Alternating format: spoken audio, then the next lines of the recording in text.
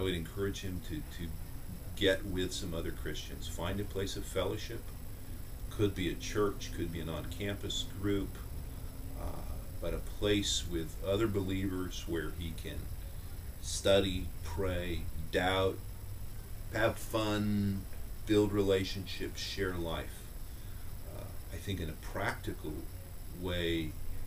In fact, I was a pastor for many years in a church, and we'd send folk off to college.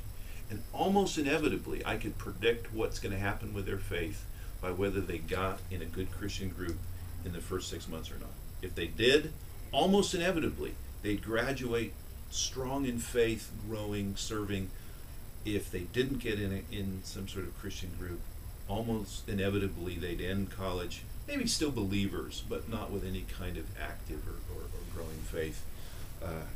So there's a pragmatic reality there. The practical reality is, is that this works theologically.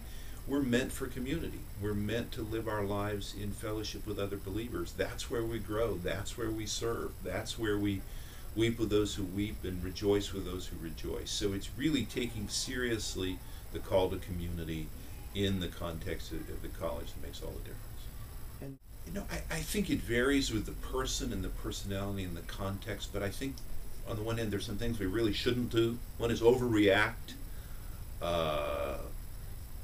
stand up and get mad, denounce, be as uncharitable to either the professor or other students who are being uncharitable to our faith. In other words, don't return that way. Walk the second mile intellectually. Learn, listen. Sometimes conservative Christians are spoken of as being fairly close to ideas and intolerant and arrogant, and sometimes we deserve that. So don't be that.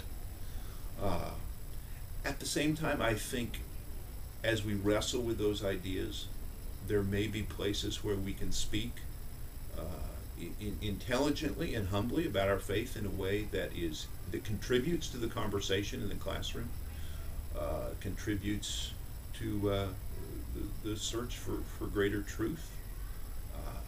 And so I think one needs to be wise about the context and the way that happens. But Christians can do that. That word of witness is going to be every bit stronger if it reflects a life lived with compassion and integrity.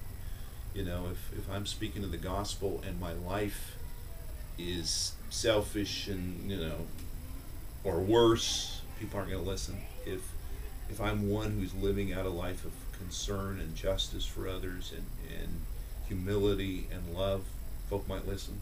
So it's not just what you say in the classroom, but who you are and how you live your life that makes so much of a difference.